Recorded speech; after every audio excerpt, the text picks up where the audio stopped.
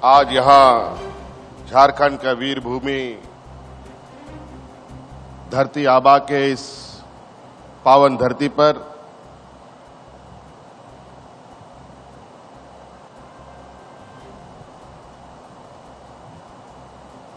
Tribal welfare ministry की तरफ से आयोजित ये महिला सम्मेलन में हमारे साथ उपस्थित मंच पर परम आदरणीय राष्ट्रपति महोदया श्रीमती द्रौपदी मुर्मू जी, हमारे साथ मंच पर उपस्थित आदरणीय माननीय राज्यपाल झारखंड श्री सीपी राधाकृष्णन जी, हमारे साथ उपस्थित यहाँ केंद्रीय मंत्री आदरणीय अर्जुन मुंडा जी, यहाँ उपस्थित केंद्रीय राज्य मंत्री श्रीमती रेणुका सिंह सारूता जी, यहाँ उपस्थित केंद्रीय राज्य मंत्री जनजातीय कार्य मंत्रालय एवं जल शक्ति के श्री विश्वेश्वर टुडू जी, यहाँ उपस्थित हमारे खूंटी के स्थानीय विधायक आदरणीय नीलकंठ सिंह मुंडा जी, हमारे तोरपा विधायक कोचे मुंडा जी, हमारे तमाड़ विधायक विकास सिंह मुंडा जी, हमारे साथ उपस्थित महिला कल्याण मंत्री जोबा मांझी जी और मंच पर उपस्थित सभी सम्मानित अतिथिगण और विशेषकर यहाँ आई हुई बड़ी संख्या में हमारी महिला समूह के दीदियों, प्रिंट मीडिया के साथियों, आप सभी का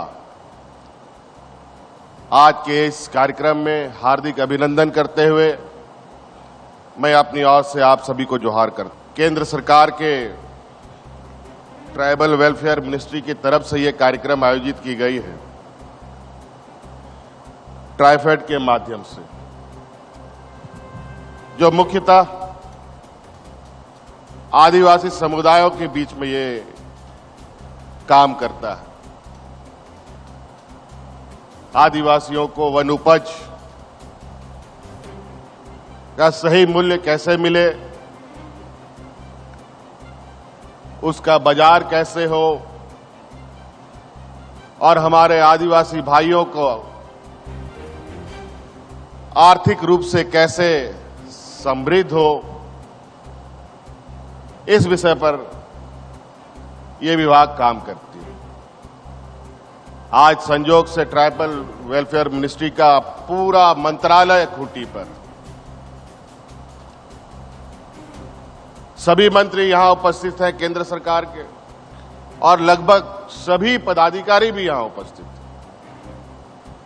यह बहुत गौरव की बात है और मैं चाहूंगा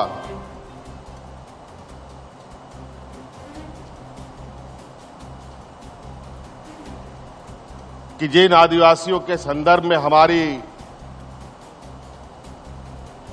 इतनी बड़ी केंद्र और राज्य सरकार की मंत्रालय काम करती हैं,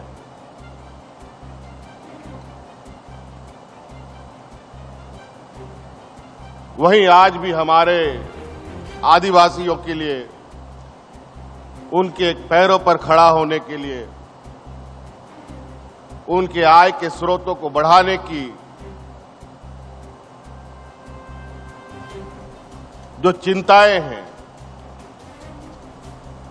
और जो चिंतन मंथन हम करते हैं, उसका प्रभाव, उसका असर बहुत अच्छा दिखता है, ये हम कह नहीं सकते। आज के दिन भी हमारे आदिवासी समुदाय के लोग कई चुनौतियों के साथ संघर्ष कर रहे हैं। जल जंगल जमीन की हमारी पहचान, वहीं ये राज्य कोयला, लोहा, तांबा, अभ्रक, यूरेनियम के नाम से भी जाने लगा है। पूरे देश के घरों की रोशनियां जलती हैं। आज भी हमारे आदिवासी समुदाय के लोग जो विस्थापन का दंश झेल रहे हैं, वनों में रहते हैं, आज भी 2 वक्त की रोटी जुटाने में भी जद्दोजहदें करनी पड़ती हैं। कोरोना काल का समय था जब राज्य को एहसास हुआ कि इतना बड़ा समूह में यहां से लोग पलायन करते हैं अलग अलग राज्यों में।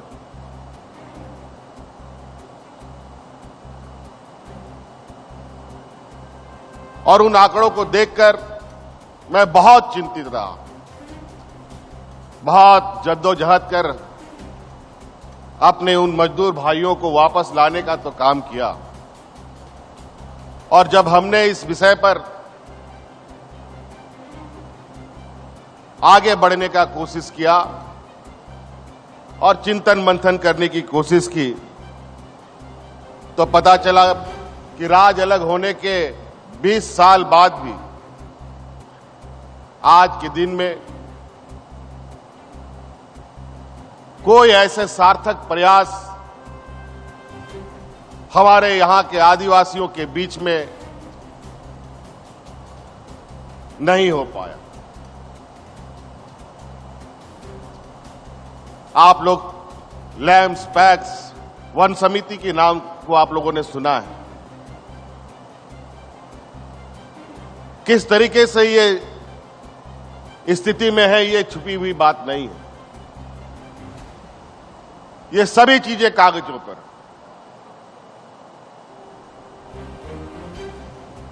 हमने इसी दिशा पर इससे पहले कोई सक्रिय महासंघ या सक्रिय फेडरेशन यहां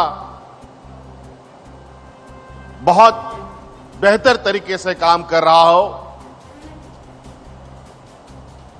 ये नहीं कहा जा सकता। हां, ये जरूर भले है कि एक हम मुख्य अतिथि के रूप में कहीं जाएं तो पदाधिकारीगण कुछ स्टॉलें लगाकर हमें जरूर दिखाने का प्रयास करते हैं कि हम ये उत्पाद करते हैं, वो उत्पाद करते हैं, हमारे समूह ये उत्पादन करती है, वो उत्पादन करती है, लेकिन इसकी वास्तविकता जमीनी स्तर पर बिल्कुल इससे अलग है। मैं भी कई जगहों पर सभाओं में जाता हूं, कई झांकियां देखता हूं, लेकिन मैं उन झांकियों के सामने से नहीं बल्कि उनको झांकियों के पीछे से देखने की कोशिश करता हूं, आखिर इसकी असलियत क्या है, इसका लाभ हम कितने लोगों तक पहुंचा पा रहे हैं। आज आदरणीय अर्जुन मुंडा जी जब से ट्राइबल वेलफेयर बने हैं, इनके आने के बाद तो थोड़ा बहुत सक्रियता ट्राइफेड के अंदर यहां पर दिखा है।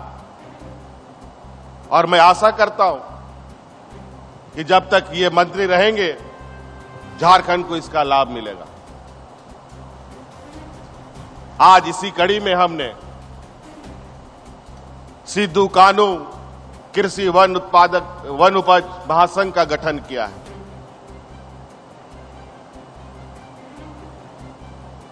बड़ी तेजी से इस महासंघ को हम लोग सक्रिय करने में लगे हैं। लगभग सभी पंचायत की समितियों को, यूनियनों को इसको गति देने के लिए राशि भी हम लोगों ने उपलब्ध करा दिया है। हम लोगों ने बड़े पैमाने में महिला समूह यहां बना रखा है।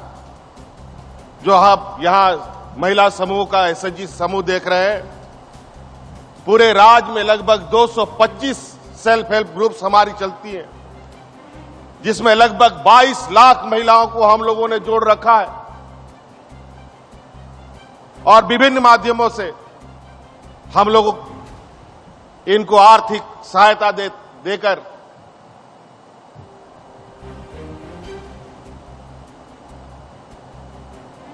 उनके जो उपज है, उन उपज का सही मूल्य उसको कैसे मिले, इस पर हम काम कर रहे हैं। आप लोगों ने प्लास ब्रांड का नाम सुना होगा। इस प्लास ब्रांड को हम लोगों ने बनाया और इसका मार्केटिंग हम लोगों ने शुरू किया है, और इतना अच्छा इसका आज के दिन में मांग बढ़ा है कि उसके अनुपात में आज उत्पादन उससे कहीं ना कहीं बहुत कम है। हमें इसे बढ़ाने की आवश्यकता है।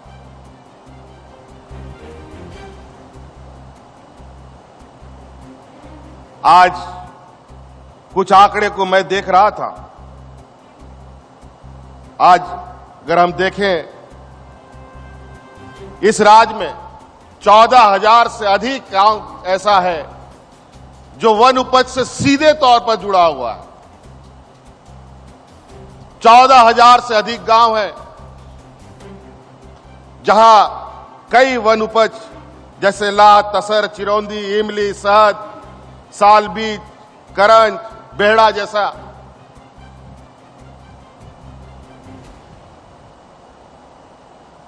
कई वन उपज उपजते हैं। लेकिन बेचारा आज उस किसान को उसके बारे में बहुत चिंता होती है जब बिचौलिया उससे औने पौने दाम पे उससे वो वन उपज खरीदकर बाजार में महंगे दामों में बेचता है। जहां तक हम एमएसपी की बात करें, ये भी आज के दिन में थोड़ा चिंता का विषय है। ला का एमएसपी आज के दिन में 240 से 280 रुपया है, लेकिन बाजार में बिकता कितना है? 1100 रुपया में, 1200 रुपया में। अगर हम करंज का नाम ले तो 35-38 रुपया एमएसपी है और 22 रुपया है, 21-22 रुपया है, और बाजार में 38-40 रुपया में बिकता है। अगर हम शहद को ले, हम लोग का शहद 200, 210, 20 रुपया में लाभ, हम इससे कैसे अपने आदिवासी भाइयों को मजबूत कर पाएंगे?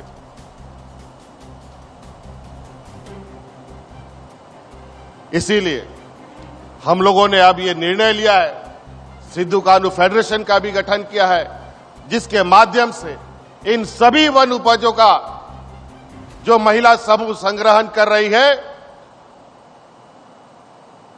उनको इस फेडरेशन के माध्यम से एकत्रित किया जाएगा और बाजार मूल्य के बराबर हम उन समूहों को मूल्य उपलब्ध कराया जाएगा। आज कई चुनौतियों के साथ इस बाजार को आगे बढ़ाने की जरूरत है। आज कोई भी वन उपज से जुड़ा प्रोसेसिंग यूनिट आज के राज्य स्तरीय में बड़े पैमाने पे जो होने की आवश्यकता है, वो भी अभी कम है। आज छोटा छोटा मशीन आने लगा। अभी कुछ दिन के बाद एक हम लोग कृषि मेला लगाने की भी तैयारी कर रहे हैं, जहां किसानों को बड़े पैमाने पर जो आप मूढ़ी बनाते हैं और तरह तरह के चना भूंजते हैं और बाजार में बेचते हैं, वो सब मशीन में बचता है। आज के दिन में मूढ़ी बनता है। पहले तो बालू में लोग घाट के बनाता था। इसीलिए बातें बहुत है, समय का अभाव है। आदरणीय महामहिम को जाना भी आगे के कार्यक्रमों में। मैं कुछ बातों को अंकित करना चाहूंगा, चूंकि इस देश के सर्वोच्च स्थान पर बैठी एक आदिवासी समुदाय की हमारी महामहिम राज्यपाल महोदया यहां हमारे राज्य में पहले राज्यपाल के रूप में भी उन्होंने काम किया और देश के आदिवासियों को दिशा देने का भी मार्ग प्रशस्त कर रही है। इस राज्य के कुछ बहुत ही, मैं कहूंगा कि आदिवासी समुदायों के लिए जीवन भरण की मांग है। उन सबको कृपया अगर केंद्र से स्वीकृति दिलाई जाए तो निश्चित रूप से इस राज्य के आदिवासियों का वजूद बचेगा। जैसे हम लोगों ने सरना धर्म कोड के बारे में भी कहा, वो भी केंद्र को भेजा है, और इस राज्य में जो हो मुंडारी कुड़ुक है, इसको 8वीं अनुसूची में शामिल कराने का प्रयास किया जाए, ताकि यहाँ के आदिवासियों का मान सम्मान और उनका वजूद बच सके। और केंद्र सरकार राज्य सरकार के साथ बिल्कुल कदम से कदम राज्य सरकार मिलाने के लिए तैयार है, और हमारा पूरा प्रयास है कि राज्य के आदिवासियों को आने वाला समय में इनको पहचान के साथ, इनकी सभ्यता, इनकी संस्कृति के साथ आगे बढ़ाने का जो हम लोगों का संकल्प है, भाषा और भाषा के साथ निश्चित रूप से